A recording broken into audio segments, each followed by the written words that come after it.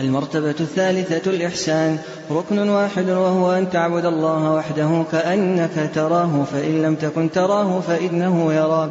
والدليل قوله تعالى: ومن يسلم وجهه إلى الله وهو محسن فقد استمسك بالعروة الوثقى. وقوله تعالى: إن الله مع الذين اتقوا والذين هم محسنون. وقوله تعالى: ومن يتوكل على الله فهو حسبه. وقوله تعالى: وتوكل على العزيز الرحيم الذي يراك حين تقوم وتقلبك في الساجدين إنه هو السميع العليم.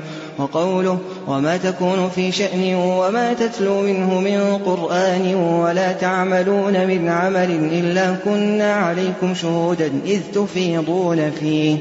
والدليل من السنة حديث جبرائيل عليه السلام المشهور عن عمر رضي الله عنه قال: بينما نحن جلوس عند رسول الله صلى الله عليه وسلم إذ طلع علينا رجل شديد بياض الثياب شديد سواد الشعر لا يرى عليه أثر السفر ولا يعرفه منا أحد، فجلس إلى النبي صلى الله عليه وسلم فأسند ركبتيه إلى ركبتيه ووضع كفيه على فخذيه فقال: يا محمد أخبرني عن الإسلام. فقال: أن تشهد أن لا إله إلا الله وأن محمد رسول الله وتقيم الصلاة وتؤتي الزكاة وتصوم رمضان وتحج البيت إن استطعت إليه سبيلا. فقال: صدقت. فعجبنا له يسأله ويصدقه.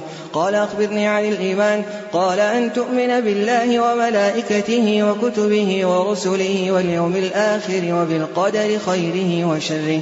قال: صدقت. قال: أخبرني عن الإحسان. قال: أن تعبد الله كأنك تراه فإن لم تكن تراه فإنه يراك. قال: صدقت. قال: فأخبرني عن الساعة. قال: ما المسؤول عنها بأعلم من السائل. قال: أخبرني عن أماراتها. قال: أن تلد الأمة ربتها وأن ترى الحفاة العراة العالة رعاء الشاء يتطاولون في البنيان. قال: فمضى فلبثنا مليا. فقال صلى الله عليه وسلم: يا عمر أتدري من السائل؟